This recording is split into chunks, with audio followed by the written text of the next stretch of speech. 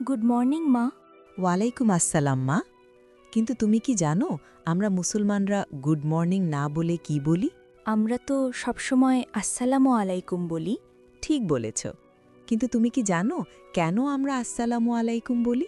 না মা, আমি তো জানি না, আমাকে দয়া করে জানাও। তাহলে আমি তোমাকে একটা গল্প বলি, শোনো। তুমি কি জানো পৃথিবীতে প্রথম আসসালামু আলাইকুম কে বলেছিলেন? না মা, আমি তো জানি না। আমাদের আদিপিতা হজরত আদম আলাইহিসসালাম। যখন আল্লাহ তাকে সৃষ্টি করলেন তখন তিনি জান্নাতে ছিলেন।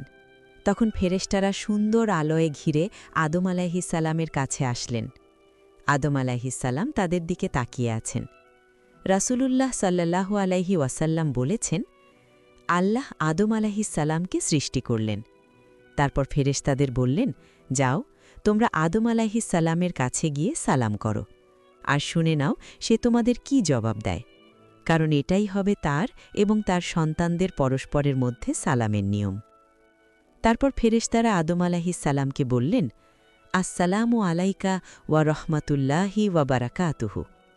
আর আদম আলাইহিসসালাম জবাব দিলেন, ওয়া আলাইকুমুসসালাম ওয়া রহমাতুল্লাহি ওয়া বারাকাতুহু। তখন থেকেই মুসলমানদের সালামের এই সুন্দর পদ্ধতি চলে আসছে। আর আদম আলাইহিসসালাম ফেরেশতাদের থেকে ৩টি শব্দ বেশি বললেন, ওয়া বারাকাতুহু।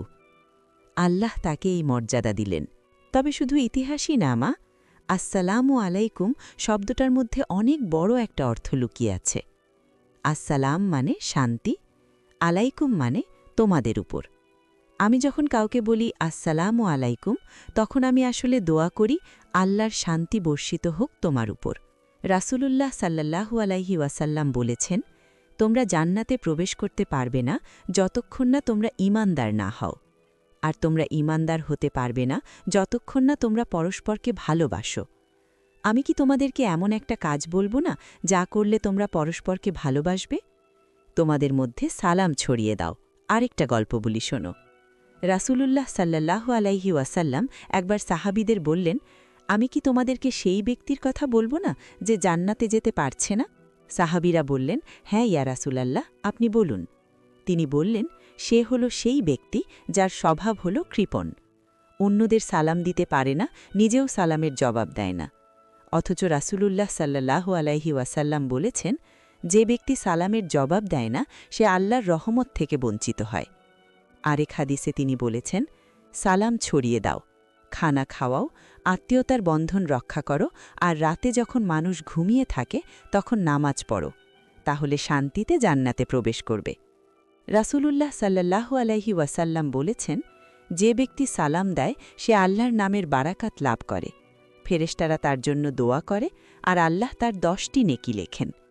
শুধু তাই না মা, সালাম দিয়ে তুমি শুধু দোয়াই পাও না, তুমি মানুষের মনে জায়গা করে নাও, এর মাধ্যমে তুমি ভালো বন্ধুত্ব তৈরি করো, তুমি ভালোবাসা ছড়াও। মা আমার, একটা ছোট্ট কথা, আসসালামু আলাইকুম এটা শুধু অভিবাদন নয়, এটা দোয়া, এটা শান্তি ছড়ানোর সবচেয়ে সুন্দর উপায়। রাসূলুল্লাহ সাল্লাল্লাহু আলাইহি ওয়াসাল্লাম বলেছেন, সালাম হল আল্লাহর নামগুলোর একটি। আল্লাহ এটি পৃথিবীতে রেখেছেন, তোমরা এটি ছড়িয়ে দাও। তাই যখনই তুমি কারো সাথে দেখা করো প্রথমে সালাম দিও, আর যখন সালাম পাবে তখন আরও সুন্দর করে জবাব দিও, কারণ প্রতিটি সালামের বিনিময়ে আল্লাহ শান্তি আর রহমত নামিয়ে দেন। তুমি কি এখন থেকেই সালাম ছড়াতে প্রস্তুত? ইনশাল্লাহ। মা, আজ থেকেই আমি সবাইকে সালাম দেব।